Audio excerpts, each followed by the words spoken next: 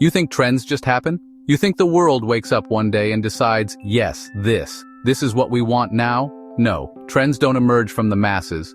They're whispered into existence by those who understand the game. And you want to understand the game, don't you? Fine, I'll show you the path. But I warn you, once you see the machine turning, you can't unsee it. The veil doesn't lower itself back down. You either step forward or you spend the rest of your life chasing shadows that were placed there to distract you. The novice stage, the trend follower. At first, you're a follower, everyone is. You don't know what's happening, only that you must be part of it. You feel the pressure, the unspoken decree that relevance is participation. So you buy the jeans, you sip the overpriced oat milk concoction, you turn yourself into an avatar of the moment, and for a time you feel whole. But here's the trick. The moment you catch the trend, it's already on its way out. What you thought was fresh was simply the carcass of yesterday's wave, dressed up and repackaged for the late adopters. You are not in the know, you are the consumer, and the consumer is always behind. You must realize this before it kills you. The fools stay in this loop forever, playing dress-up in someone else's discarded skin. But you start noticing the pattern. You start to think, what if I didn't wait? What if I saw it coming? And that's when you move to the next stage. The adept stage, the early adopter. Now you're ahead of the curve. You aren't waiting for the masses. You're looking beyond them. You recognize the signals, the shift in palettes, the return of a silhouette, the way nostalgia cycles faster than memory. You see the trends as they form, and you position yourself just ahead of them. Now, when you wear something, people take notice. You aren't just participating, you're validating. You are the person others look to, the quiet nod of cultural approval. The followers wait for you to act so they can copy you. But here's the catch. They will catch up, and when they do, you will no longer be ahead. You will be the moment, yes, but not for long.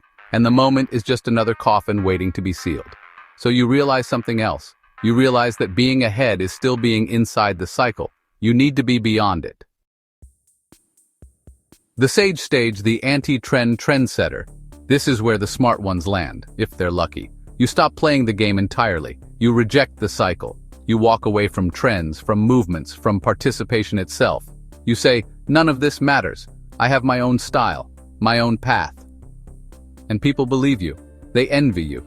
And in doing so, they copy you. Your rejection of trends becomes the trend. Your disdain becomes the currency. You aren't outside the system. You are the most valuable piece within it. Because now, everything you touch becomes aspirational. Why? Because the masses no longer trust the hype. They trust the one who pretends not to care. Scarcity sells. Authenticity sells. And the moment they believe you're outside the loop, you become its new center. But here's the problem. You are still being watched, still being absorbed. And no matter how much you try to avoid it, the machine will always find a way to consume you. Your rejection will be dissected, studied, marketed. And suddenly you're trendy again. So what do? You stop fighting. You step beyond the game entirely. You don't just reject the system, you become the architect. The ascended stage, the trend-orbiting demiurge. This is where the true players reside, the ones whose names you barely know but whose fingerprints are on everything you see. They don't just wear trends, they don't just reject trends, they don't just predict trends. They create the world in which trends emerge. They control the mood, the conditions. They whisper ideas into the air and let the hungry masses convince themselves they discovered it. They seed movements years before they take root. They make you desire something without ever realizing that desire was placed inside you. You want an example? Fine. Remember when you thought a minimalism was some kind of revelation? Some grand rebellion against excess? That was no accident. That was manufactured scarcity, sold to you as a philosophy. Remember when you believed that quiet luxury was a counter to consumerism? That was just a way to sell you status in a subtler form. You never left the cycle. You just entered a deeper layer. And those who operate here, they don't care about being seen, they don't need credit, they don't need validation. Because by the time you recognize the trend, they've already moved on. The final step, coexistence. And so the cycle completes itself. You are no longer separate from the trend. You are the trend. Every move you make is studied. Every silence, every decision, every absence becomes an aesthetic choice to be emulated. You don't chase relevance. You are relevance. And the best part? No one even knows you exist. Now, how do we bottle this and sell it for $5,000 a session? This, my friend, is trend-scendence. The art of being both inside and outside the machine.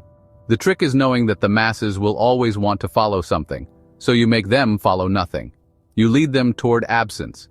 You become the suggestion, the shadow, the unspoken name. By the time they realize they were following you, you're already gone. Would you like to brand this enlightenment? Or shall we let it remain an open secret, whispered between those who truly understand?